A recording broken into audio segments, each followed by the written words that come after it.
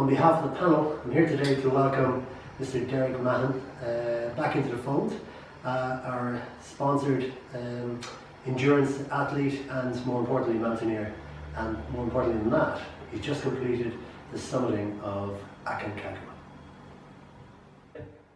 Derek, welcome back. Thanks, Mariana. Yeah, thank you. So, tell me about it. Aconcagua was wonderful again. It was certainly different from last year. As you know, I turned back from 6,500 metres. Circumstances went against me and I got some high altitude sickness, and I made a decision myself to move back down the mountain. Again, the old cliche, the mountain is never going away, so I had to just refocus, re-energise, and then just be redetermined to go back and return and summit this year. So it was wonderful to make summit. I was with a great team, very, very positive all the way through, and it was just a marvellous experience, really. It was wonderful. A whole year you had to wait. Yes. Was that a long 12 months? And was the journey worth it? It was a long, long 12 months because I grappled with the disappointment for months afterwards.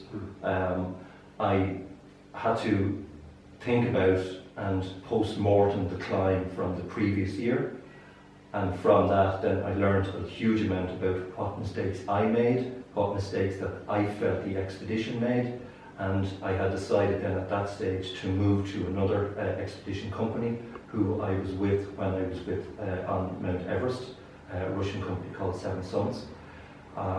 So the year was long. I had changed my training program to suit. I had spent more time in the mountains this year, but as the year progressed, the more excited and the better I felt, both physically and mentally. So when I went back to Aconcagua, it was certainly very, very special. And again, knowing what was ahead of me was even better. So I wasn't going with just blindfold into the mountain. So it was wonderful. So, to give a bit of background to our viewers, can you please tell me, what is the Seven Summits Challenge?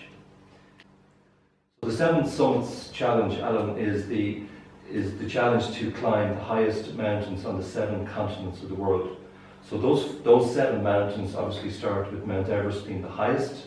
You have Vinson in Antarctica, you have Denali in Alaska, you have Aconcagua, which I've just returned from, in South America, you have the Karsten Pyramid in Papua New Guinea, and then you have Elbrus which covers Europe as well, in Russia.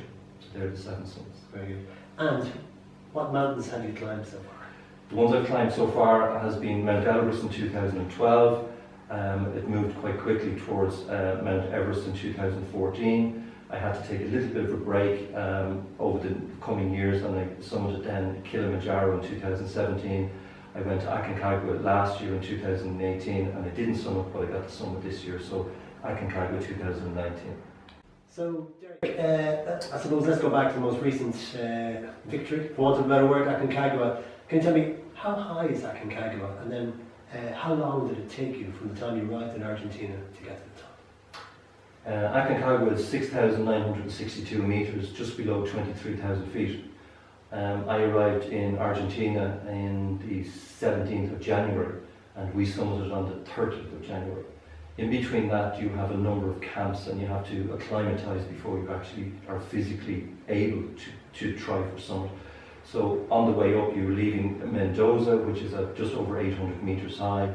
You transition up to a place called Penitentes, which is just over 2,000 metres. From there, you actually go physically into the national park, and you trek into 3,400 into a camp called Confluencia. You stay there overnight, and then it's an 8-hour trek then into Plaza de Mulas, which is base camp. You rest for a few days there, and then you start your rotations up to higher altitude. So you will climb up to 5,000 metres and come all the way back down. Following day you go to 5,000 metres and then go up to 5.5. And 5.5 is known as Nido de Condores, which is the nest of the condor. We stay there overnight, and then you come all the way back down again. From there then you're acclimatised, and once you pass your medical check that your blood saturations levels are okay, your heartbeat levels are fine, and your pulses are fine, that they mark you as, yes, you're able to go for summit. So then you do the camps again. So you go up, you stay overnight up at 6,000 metres at Cholera, which it's called, and from there you summit. So the length of time that it takes from Cholera to summit and return can range between 12 hours and 16 or 17 hours. We were done in 16 hours. And it was So Derek, what I'd really like to know, right, how tough was Summit Day? Summit Day was really, really tough, Alan. I would equate it to very close to Summit Day at Mount Everest. Right.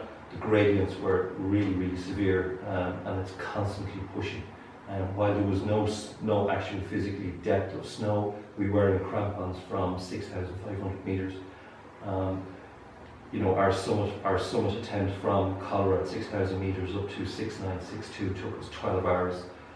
We had numerous breaks in between, but as you're mentally trying to stay strong and physically not trying to burn out by moving way too quickly, there was a lot of stops that you were consuming, a lot of calories, taking in a lot of energy drinks, but certainly it was a tough day, really, really tough. I'd say you're looking well for a man who's just in the top of the world in South America. You were always slim before you went. You're definitely slimmer than you were when you went, so you've obviously lost weight. Can you tell me, I suppose, a couple of things. One, how much weight have you lost? And on Summit Day, how many calories did you eat and how many calories did you lose? Yes, I'll answer them backwards.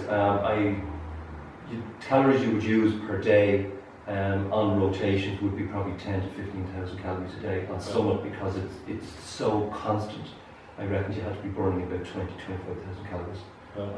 And as a result, you know, my weight loss was about 4.5 to 5 kilos. And I say, you know, I don't generally need to lose it, so it's going to be more difficult for me to put it on. Very good. So on Summit Day, obviously, we're delighted that you made it to the top.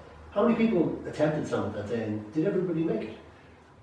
In our expedition, there was 10 people in total, 10 climbers, and we had 3 guides, which was terrific because there was, you know, people going slower were being looked after by certain guides, so people that were moving a little bit quicker were heading to Summit with the lead guide. There was 10, and everyone made Summit. 7 summits on the rotations have a way of climbing the mountain which is different than all the other expedition companies, so their summit ratio was much higher than everyone else. So one, that gave me a lot of confidence in going with the right company and knowing that, one, physically and mentally I could summit, but 2, knowing and physically knowing that I was with the right company and that they had such a good summit ratio. Brilliant, brilliant to hear.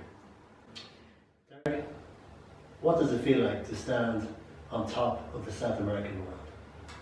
It was an absolutely wonderful experience to say, after last year's disappointment and re-prepping and re-energising and refocusing towards this year, and after changing so much in my training and trying so hard and pushing my physical fitness up to a level that probably was equated to my 2014 levels, to stand and actually accomplish the summit was just absolutely wonderful.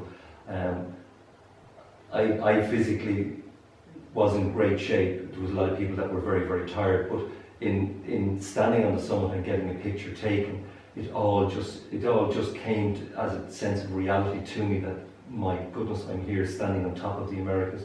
And I got so emotional, and I think it was the actual feeling of success after putting so much work in that I just got so emotional, and as the tears come down my face, they were freezing on my chin. So it was one of those special moments indeed. It was brilliant. Yeah. Brilliant.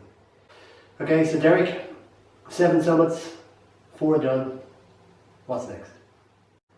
Next on the calendar is Vinson in Antarctica in December, all going well. And from there then it'll be Carson Pyramid following year. And if all goes to actual plan, it will be then Denali in June or July of 2021. And then that will be 7 done. Well, Derek, well done. Thank you, Alan. And good luck. Thank you.